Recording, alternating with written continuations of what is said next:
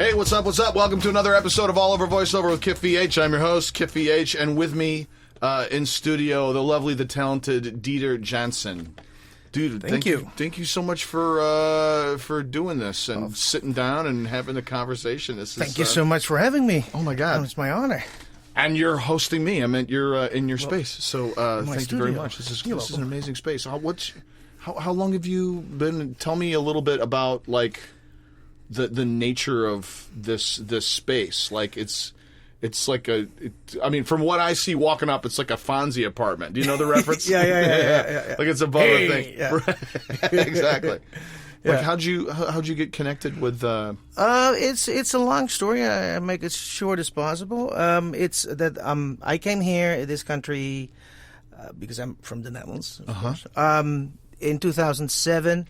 Through a mutual friend. I'm going to pause you even on the heels of that question. Were you doing, like, how long have you been doing voiceover? Did you start in the Netherlands or did you start performing here? I started in the Netherlands. I did it for more than 25 years. No kidding. Yeah, so everything what you guys did here, I did in the Netherlands. I dubbed everybody. So like Cow and Chicken, I'm the Dutch Chickens. I'm the Dutch Charlie Adler, so to speak.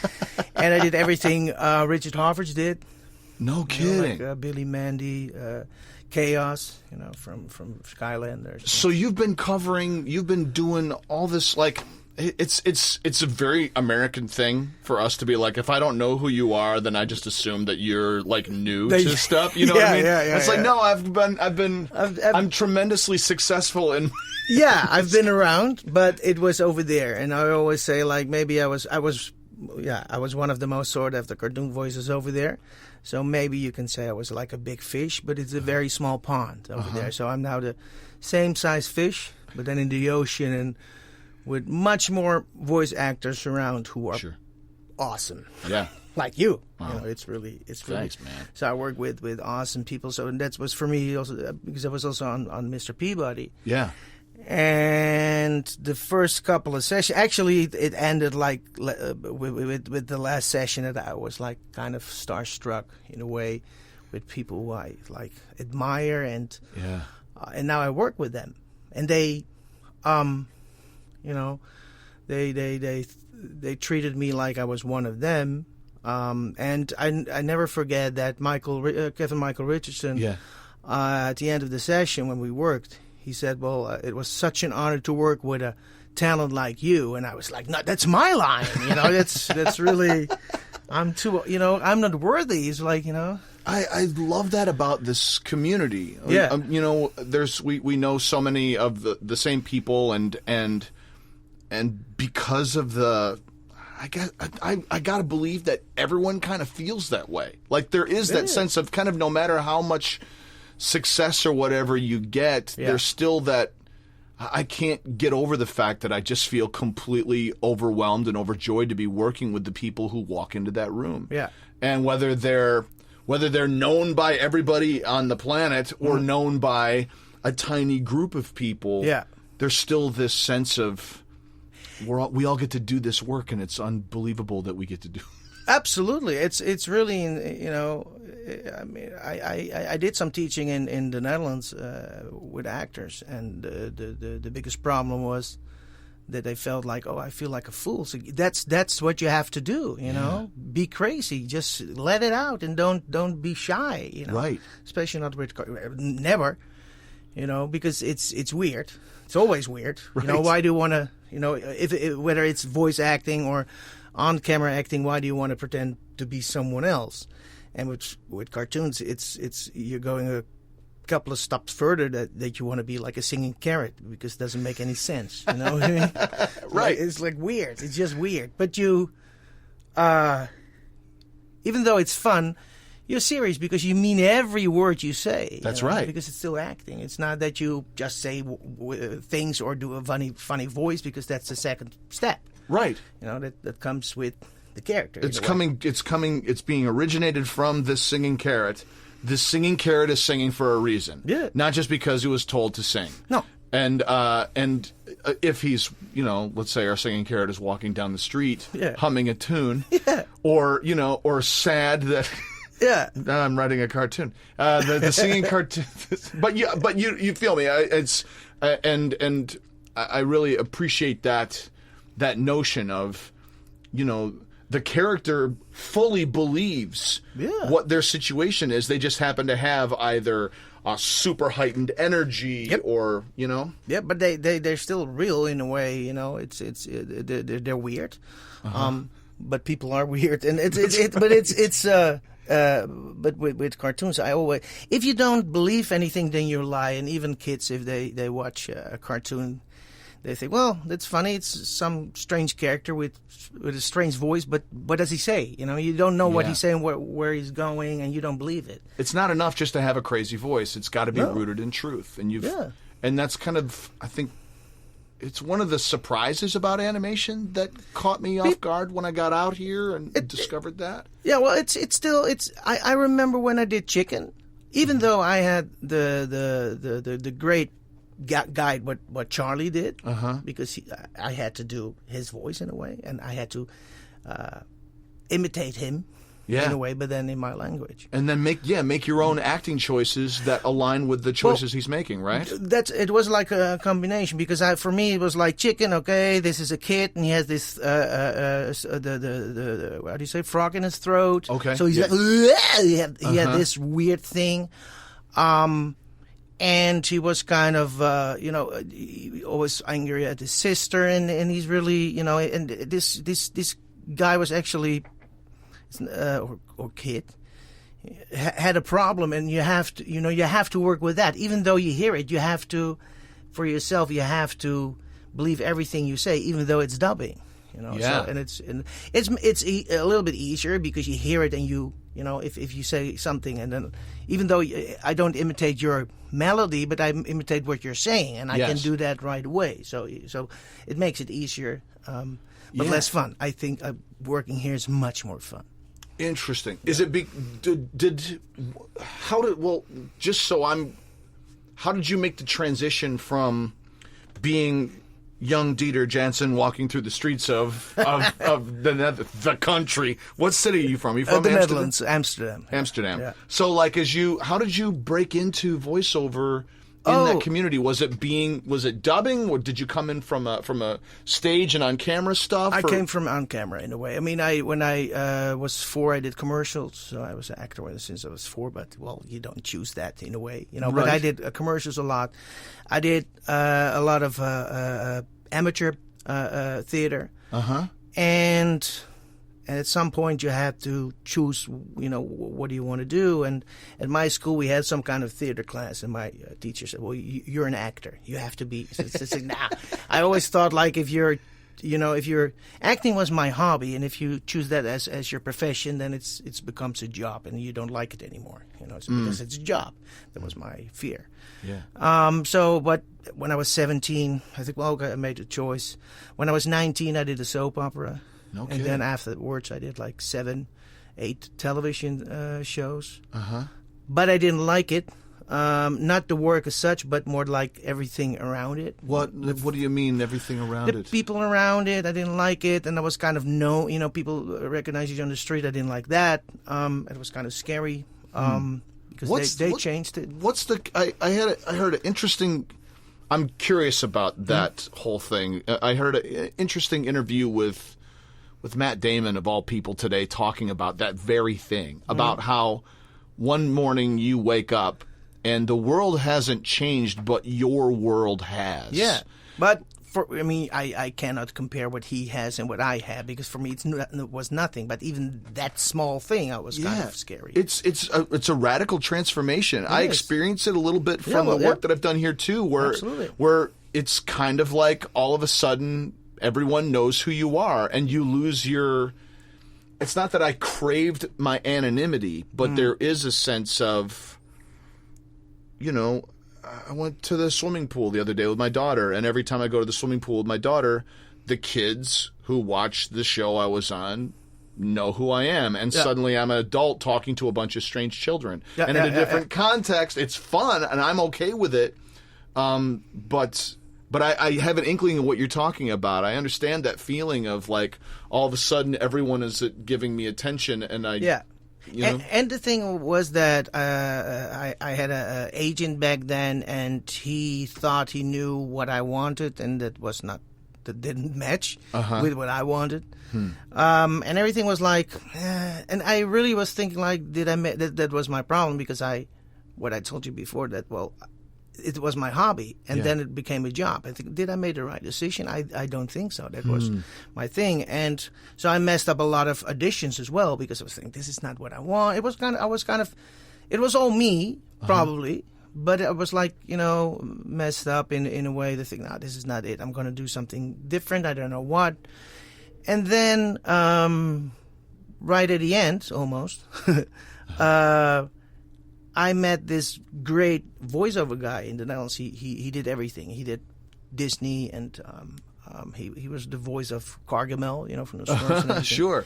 But he did a lot of directing as well. So just out of curiosity, how much animation that was in the Netherlands was either imported from other countries and then dubbed into Dutch, or was there also original content being produced? No. Or everything.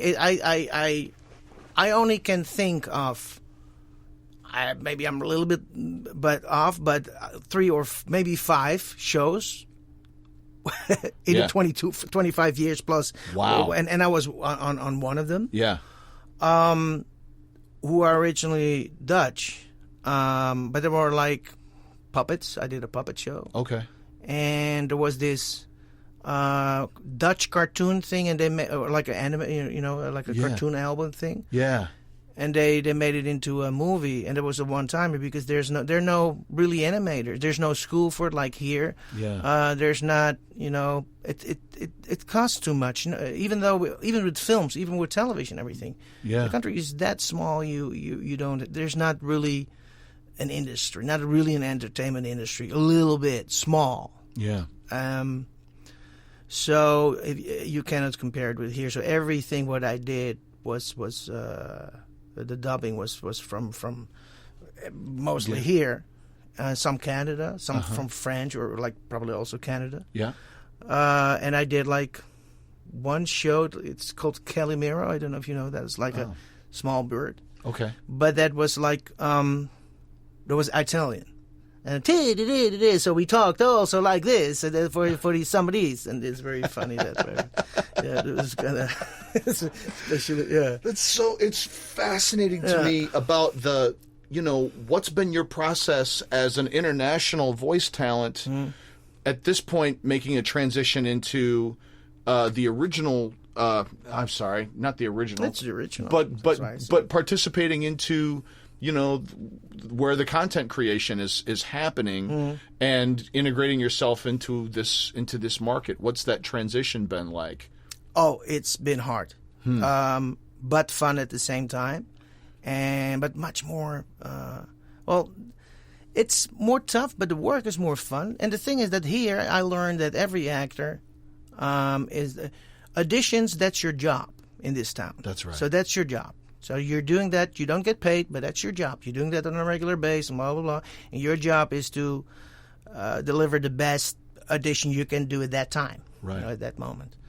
And then forget about it when you're leaving the booth. That's and then it's out of your system. So what did I do? I don't care. Yeah, that's right. So, and then when you get a call back or you get the job, then you have fun, a lot of fun, and you can work with the best people, in the industry, and you get paid for it. And that's how I see it. But and for me, it was the language, which was kind of tricky.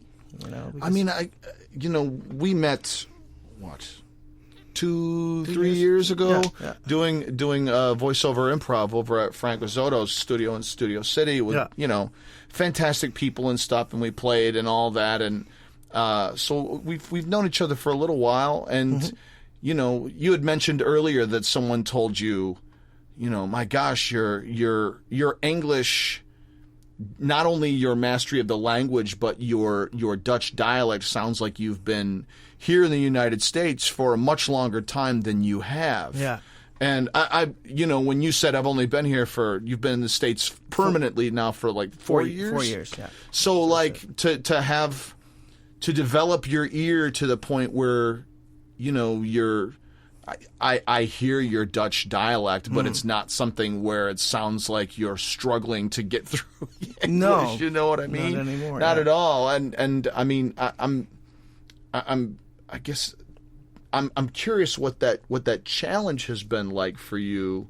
So as you are pursuing, with your audition life. Yeah. Do you exclusively get European characters, or are you fighting for? It's great. Well, I of course I get all the readings for Europeans, and that's normal. Sure. So I don't like that, especially Russian. Yeah. But the funny thing is, you learn also that, with all the respect to everybody here in the States, they don't know mostly they don't know what it is, because I remember like a long time ago I received a reading, an audition for Dutch with a Dutch accent, so a Dutch guy. So I read it, and the first thing what I heard, no, we meant Dutch. Well, this is Dutch. I'm an authentic Dutch guy. I know what my accent is. So, but no, we want more like this. Oh, but that's Eastern Europe. And every time when you see a movie, television show, every time when there's a Dutch person, it's Eastern Europe-ish. It's not Russian, but it's more like that part. Yeah. But because they don't know.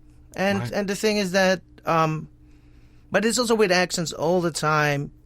It doesn't matter if if you're an authentic, if you have an authentic accent from some region. As long as everybody, especially the audience, believes or feels, that person, that guy or girl is from that part. That's it. Then you're done. If the audience buys it, or it sounds like the accepted American notion of what this accent sounds like. Yeah, because the accent you use it more or less to develop the character. Like what type of person is it? What kind of words does he use, and how does he talk? If he really thick accent, he really doesn't care about anything, or like how do I sound like or something, you know what I mean? So it's all those things where you're and it's the same thing every time when I receive an audition. I mean, I received an audition like a year ago, I believe, last week or yesterday too, but it was about they asked me for I think it was like a French accent or something, or a Spanish accent. It was a Spanish accent. And then I heard like it was like a sound match from some actor. Yeah. And then when I heard it, I said, well, this is not what you asked for. So this is, I don't know, what do you want me to do? Do you want to have that accent, or do you want me to match his accent? Right. Whatever it is. So I did what he did, because it was a sound match, a voice match. And then I figured out, this guy was actually a German guy trying to speak Spanish. And that's what you got. It's different. It's not authentic. So, you know what I mean? Right. There's so much emphasis on the importance of having an authentic dialect, but then you're trying to match either a perceived dialect, or they're trying to replace that dialect that person had to either neutralize it a little bit more. Like I've had voice matches where they're like, we want you to voice match the tone of this actor, but strip the dialect away. Okay, yeah. So, like, if someone is, like, doing, like, a Southern accent, and they're like, we don't want your kind around here. They want that Southern accent gone, so it's, we don't want your kind around here. Yeah. You know what I mean? So it's like... Yeah. Same feeling, same thing, same acting, but then without the accent. Yeah. Right. Yeah. I mean, that's really fascinating to me, too. Like, here you are... Do you feel that you learned how to... You were already an established actor. You've been doing both the hobby and professional acting for a majority of your life. Yeah, but it was over there. So sometimes I feel I didn't do anything. That's wild. When I'm here, because if you translate some things, even some feelings, which sounds kind of weird, or it's not the feeling but the expression of the feeling, that's more the thing. If you really translate it, then it doesn't make any sense, because it's different. It's still a different country, different culture, different sense of humor in a way. My luck was that I did everything on Cartoon Network. Yeah. And when you work, you hear the original voice. My problem in the Netherlands, what I had most of the times, what they said, like, we had to stop, especially when you're. The sessions are pretty long. They're like 4 hours, sometimes 6 hours. And at the end, I had the American way of punching and talking in a way. You know, it's it's still not like I'm still working on it here. What do you mean? I mean, as an American the melody, speaker, I don't hear it. So the melody. In America, everything goes down. That's what you do. This is really the American way to talk, and that's really. I mean, maybe I do it over the top, but it's true. That's the bottom line. What it is. Yes. And in the Netherlands, it goes up. Yeah. You know, it's go. Oh, what do you do? So what? It's different with certain words. When I do a Christoph waltz, I always try to bend everything up this way. So that this is how we talk. Yeah. I don't know why he talks like he doesn't talk. He really doesn't talk like an American. Like, you know, he's weird, but he's an American, right? No, he's a German. Oh, I didn't know that. Yeah, or Belgian stage actor. So Tarantino found him overseas, and then that's how. That makes sense. I didn't know that. Well, that's the reason why he talks like that. That's right. He talks. So you have to every time when you do a word, and we have like tons of English words in Dutch. So and that's what it's in my system. The first thing what I had to change is like in the Netherlands we say video, and here it's video with a V. Yeah, getting the V's and the F's different. And it's a small thing, but if you these are small words, but it can be very important. Or sometimes I really don't know what it is, and I'm look it up. I look more up. That's also if you get an audition, especially if there's a lot of directions or like what they say, like and they give examples from famous old actors or characters, and I don't know them. Yeah. You know, I have to look them up. Yeah. And then immerse yourself. It's not a shortcut for you. Like they might get, and by that I mean. Look for the funds. The thing what you said about right. I know Happy Days because it was there, so I knew what you meant. Right. But if it wasn't meant, they go, oh, I don't know what you mean. You know what I mean? And even if you look it up, then it doesn't. Then it's like, oh, I have the facts, but I don't necessarily have the cultural significance of what that means and the weight of it. Yeah. Oh, it's so interesting. It's weird, and so my prep is a little bit longer than your prep. Of course, it has to be. I read a script. I have to read it 5 times, and well, the average. Sometimes I can do it right away. Actually, with my callback from Peabody. Yeah. I think Paul Rock asked me, can you do another character, because I did my Hobson thing. And I said, yeah, of course. And they loved it, what I did and everything. So I said, well, I have them now. And Paul asked me, what do you want, like 5 or 10 minutes and prepare your lines? And I said, oh, I can do it right away. And I was really bluffing, because from the outside I was really cool, and from the inside I was dying, really. But I was really thinking, I have them now, you know. Right. But I was used to that. I mean, in the Netherlands, I take a script and I do it right away. There's no prep, nothing, because I don't even know they don't send the scripts over there. So you go in, you get the script when you're sitting, and bam, you're doing it. Yeah. And you have to do it fast. It was like that in Chicago too. Most of the, I mean, it was all commercial copy for the most part, but it was the same thing. Going to the agency, here it is. You didn't get it in advance. Yeah, so you have to do it. The idea of preparation wasn't even something that could enter into it. And you do it while you're doing it, and especially when you know the character. It's all, you know, he says like this and this and this. But with the callback, I was like, I think what I'm doing, because it's not my language. And then Paul was talking to me, and I got the script, and then with one line, oh, there's the punchline. Trying to figure out what the scene was. And I believe it was some kind of Russian accent, so it was pretty easy. So I didn't have to think about that, you know. So it's one of the easiest accents ever. so it's and then they gave me an applause. It was like, wow. Oh man. Yeah, and I was really flabbergasted in a way, and I thought like, wow, this is awesome. And I really didn't care if I wanted though, but I really didn't care if they gave me the job or not. I was really thinking, because for me it was a test. Am I good enough in this country? And I received a call back, so that's a good thing. Yeah. And I delivered a good audition. I knew that at that point. Yeah. And then it was up to them if they, because that's the thing, that this is what we want for that character. That's not up to me. Right. You know, so it's so at that point I didn't care. I was really. Wow. And at the point when I think I was on the line at Trader Joe's, I received a message from my agent like, congrats, man. you booked a job. I think, what? This is insane. Within a year. This was all within a year. Oh, man.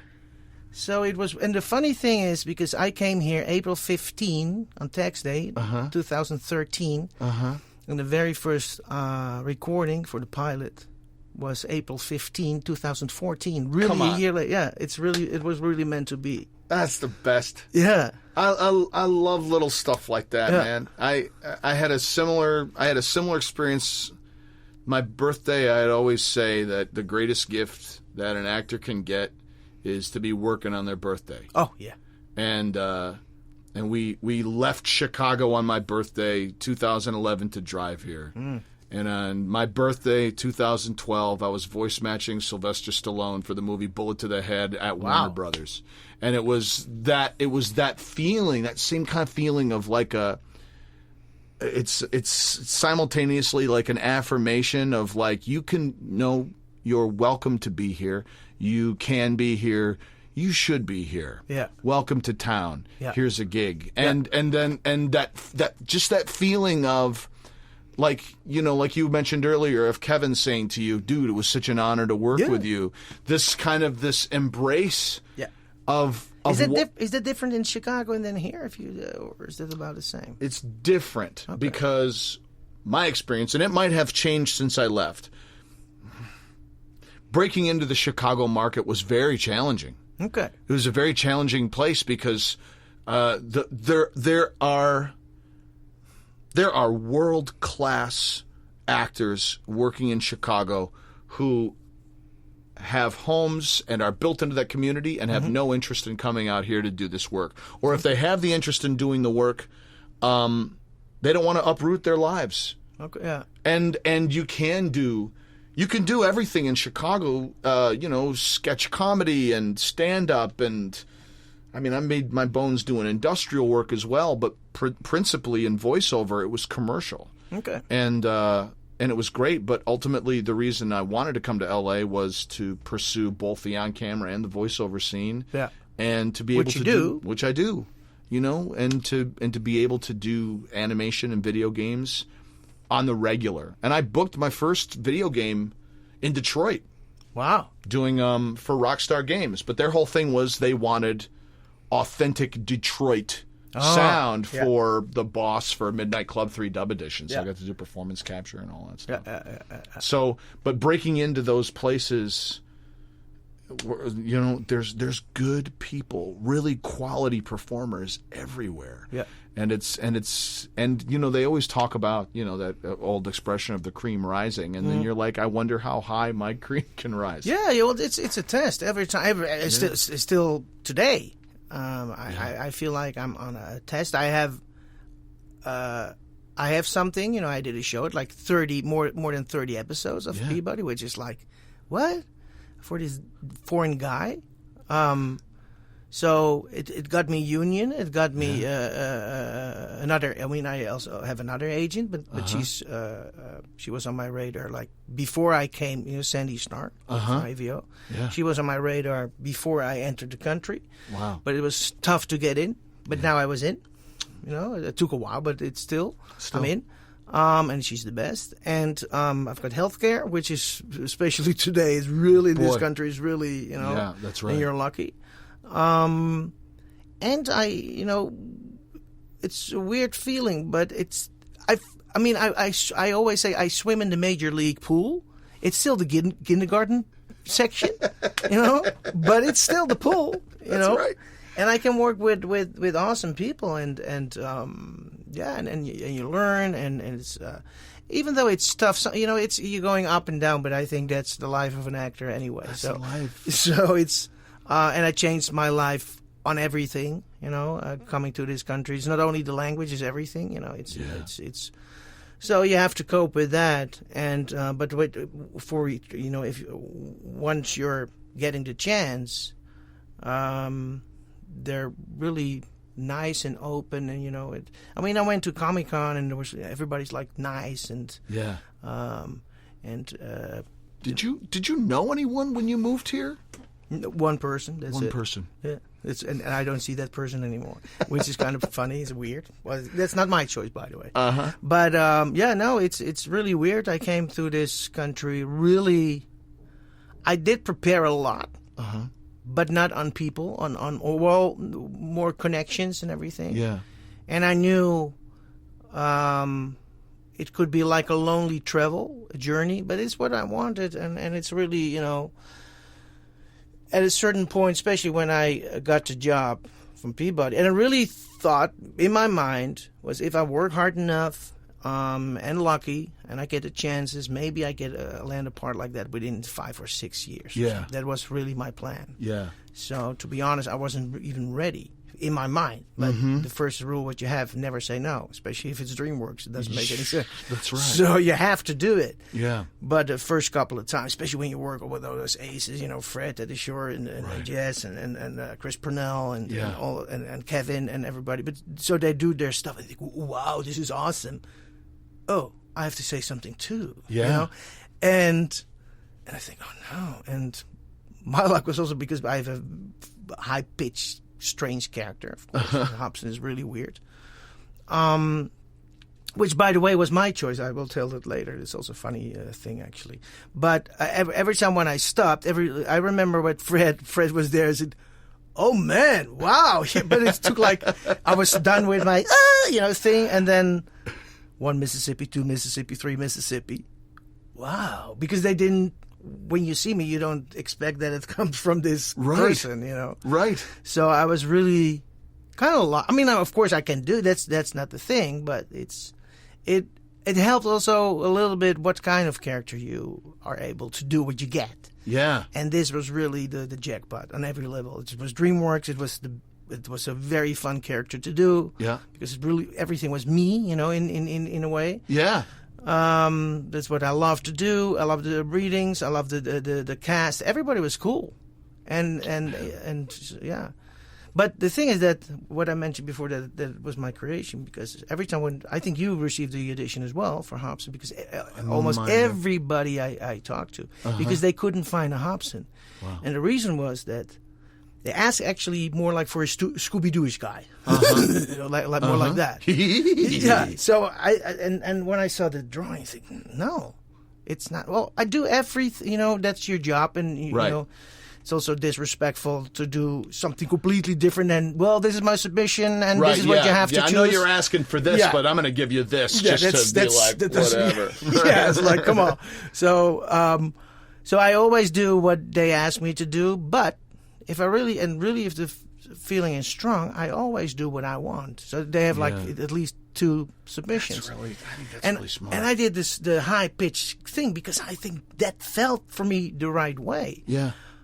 Doesn't mean it works always like that, because but in this case it worked.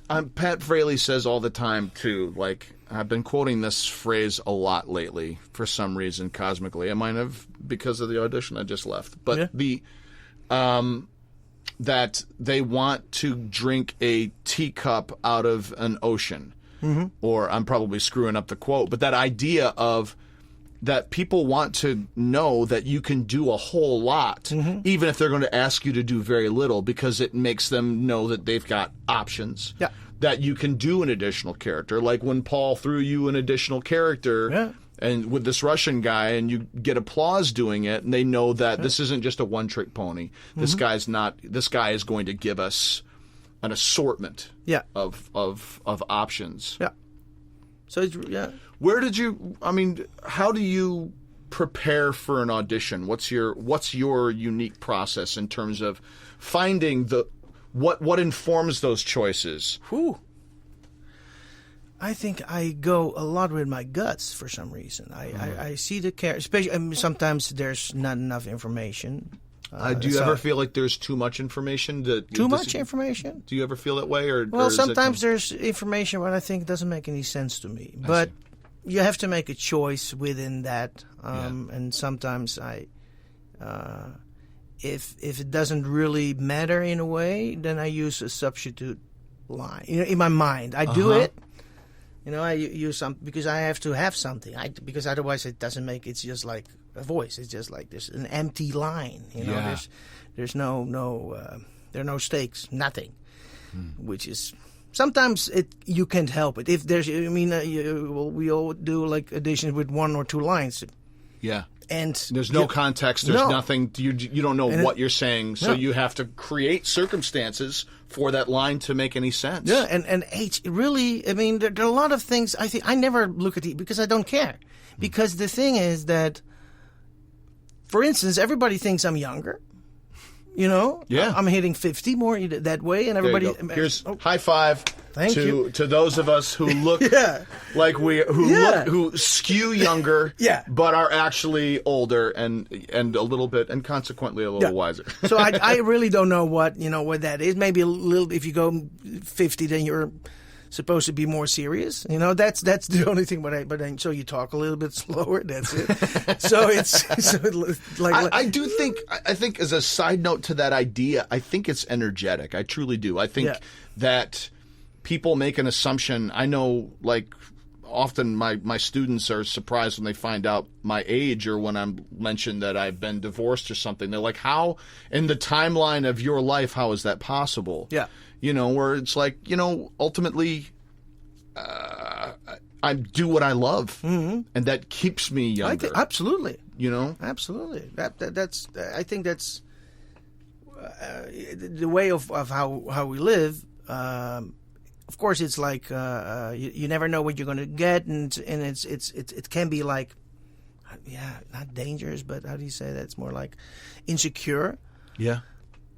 But on the other hand, that's much more worth to me. It's a lot of freedom, and we do what we want. And in a way, even though you get directions, it's your choice if you want to do it or not. Huh. You know, they ask in a way that you get an audition, but we're still I'm not going to do it. I mean, I declined. It doesn't happen a lot. Yeah. In the 4 years I'm here, I think I declined like 2 auditions. Okay. Because it's like it doesn't make any sense to me. And there were more like everything what I've tried to do, has to be for here. You know, I declined a German commercial. I speak German as well. I'm half German. But I thought like, nah. I always think like, oh, what's the reason why they ask American actors for a gig in Europe? Probably money. And means that there's no jurisdiction from the union over there, so there's no residuals. There's no the payment is. But the most important thing for me, it's not fun, and it doesn't help me to get where I want here in this country. Yeah. How is this? If it was about the money, then okay. If it's like, well, I need it. It's a job. I'll take whatever comes down the pipe. But if you're set.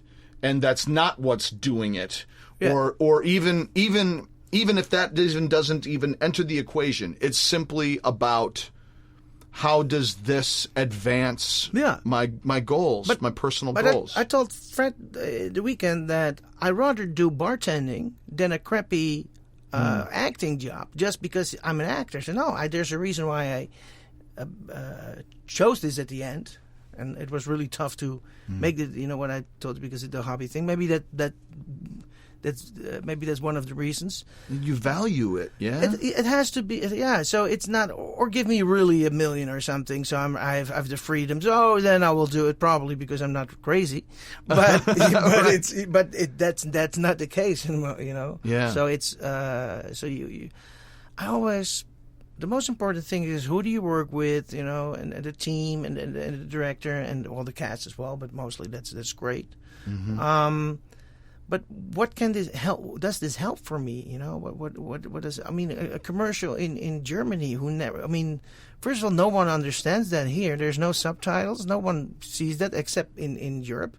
I left Europe. I didn't leave Europe to work for Europe. I mean, I do some stuff, but I'm really picky. I'm still the steady voice of McDonald's. That's my rent here, and it's like a ongoing thing. And it's just like once a month. Yeah. And it's an easy gig for me. And I love it. It's also fun. Yeah. I love to work with Ilko. That's one of the steady engineers. He's one of my good friends.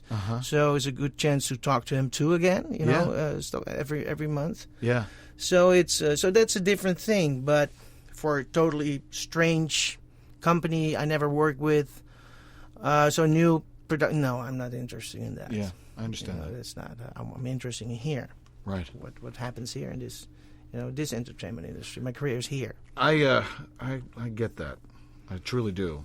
I jumped the rails. So I asked you a question, then I interrupted and started telling you my story. But I want to get back on that on your character prep in terms of what you how you because of your tremendous range. You played me a sample of what you're working on right now, and just hearing the spectrum of what you're capable of doing is like, I mean, really, really world class and cool. And so how do you dial into specific character choices based on the research you're doing for the character or whatever? Or how much time do you spend on it? Oh, it depends on what kind of character it is as well. So, but mostly when I read something, and especially when you get like a drawing of the character, and I look at eyes. The eyes, even if it's drawn, the soul is there.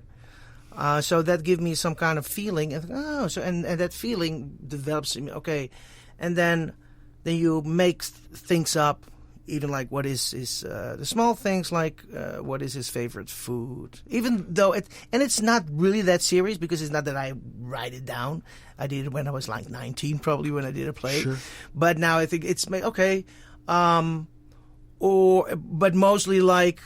That's really a small thing, but if then you look like what is his purpose in this scene, and from there I see it's never like one-on-one acting, never think how you say it, but why do you say it? What's your purpose? What do you want in that scene as that character?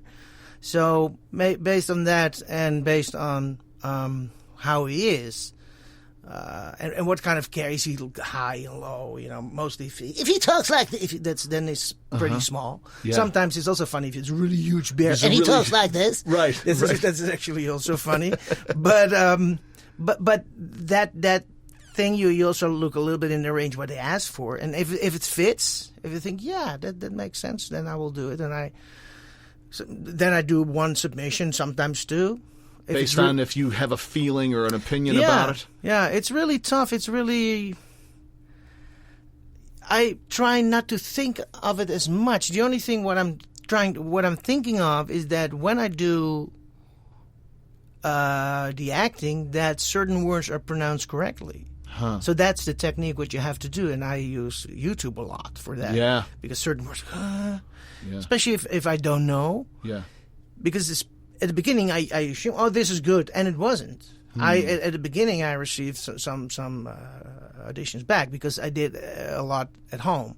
Okay. Now I go in much more. Yes. Because also Sandy wants to. Just great. Like we just, I want to see you. Yes. She's great. So, but then you say, the word is pronounced like this, and it isn't, or it looks like a word what I know, and it's totally different. It's not what it meant. So I think like breathable, all those small things, breathable soup or breathable soup. So I make that mistake a lot, especially if it's a long... if it's buried in a chunk of copy and you're rolling along. And then you don't think about it as much. So especially in advertising, there's so many adjectives and that kind of stuff. Yeah. So I'm trying to... It depends on the character. If it really feels, this is a good thing, and I feel... And the more fun it is, more goofy, then that's my field, that's my area. Uh-huh. So that's easy for me. So then I pop that up, and of course you use a mixture from characters which you did before. Like this is a little bit of Cow from Cow and Chicken. This is a little bit Billy from Billy Mandy, and this is Uh-huh. So you put it a little bit together, and or you make strange, fun pauses. That works a lot, or laugh in between, and a little bit of improv now and then. But that's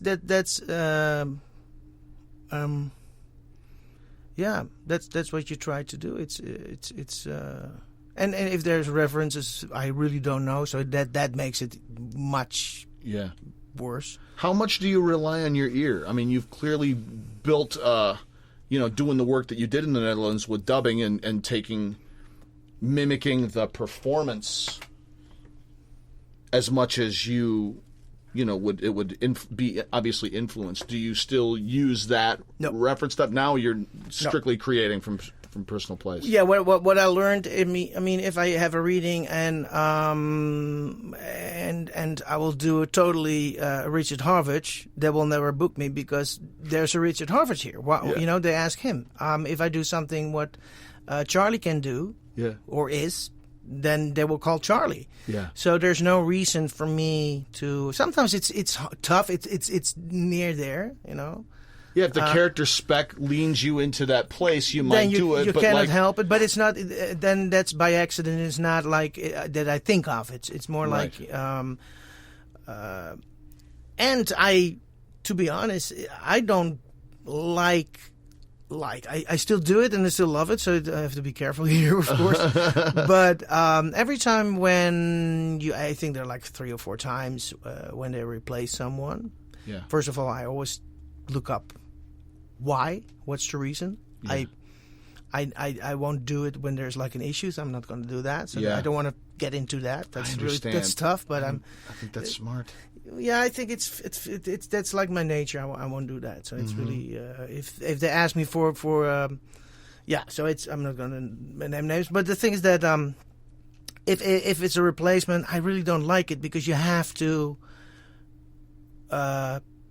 try to recreate a character who's already been created by someone else. Yeah, and it's not that it's not fun. That's not the issue. But I did that for more than 25 years in a way. So for me, the challenge and the fun is to create the whole thing. Like Hobson. Yeah. The feeling, even though whatever happens, that I'm the first Hobson ever. So everything is what they do in the Netherlands. They dub me now over there, which is kind of awesome. Those are my colleagues over there. They dub me, which is weird. It was a weird feeling, but the feeling that this is my creation. I made the character in a way. You know, they gave it to me, but I made it. But you made it your own, and you collaborated with them to create that story. So that's a great feeling, and for me, that's all about the acting thing, and that's what I love so much. So it's rather than doing what someone else already did, because you always have to. You're like you're in a cage. You don't have the freedom to go like this and like that. Even with Hobson, if he has some even it's a scream or whatever or a choice. What he never done before, but it's still good because it's you. It's still I mean, you cannot talk like this all of a sudden. Right. Only if it's unless he gets a box that allows him to modulate his voice. Well, he had because I remember one of the lines was done by Kevin Michael Richardson. Oh, really? Because suddenly he took like cool pills. So from there he took so they did that. So that's a cool thing. But. So that's what I love about the creating and Dude, that's so fantastic. Our time is running short. Tell me, how can people find you on the internet, on social media, to find you, follow you, track what you've been up to with your career? I'm on Twitter a lot and Instagram a lot. Great. So I'm active on that. I have a Facebook page, but I'm not active on that. They're more like posts. Okay. I don't like Facebook. And then what's your Twitter handle is? Dieter Jansen. Dieter Jansen. And Instagram too. And I have DieterJansen.com. That's my website. Great. And you've got samples and people can reach out to you there and that kind of stuff too. And I've got a YouTube channel and Vimeo channel. Vimeo channel. Vimeo channel. Just renewed my Vimeo. I've only been using that for mostly for self-tapes and posting that and then send links and that kind of stuff. I find it really a slick way of doing it. But. And you can give people like a code and only you can get it, so that's a good thing. So I did an on-camera thing for Sony. Oh, great. And I use that. And so that's cool. I love it. That's great. Yeah. Dieter, thank you so much for being here and spending the time with me. Thank you so much. It was just great to be able to get to know you better in a way. I mean, we've only played a little bit, so it's really cool to be able to sit and do this. This is great. Well, thank you so much. It was my honor. Oh, the honor was mine. Cool. Yay, Dieter Jansen. Thanks so much. And keep tuning in. We'll make some more. Thanks so much. Peace.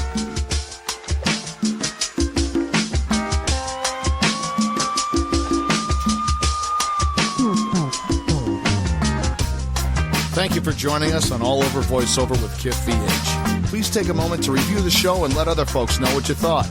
And if you dug it, please subscribe. Follow the show on Twitter at AllOverVO and check out our Facebook page at facebook.com/AllOverVO with Kiff VH. That's it for this time. You get what you get and don't get upset. Claim victory and depart the field.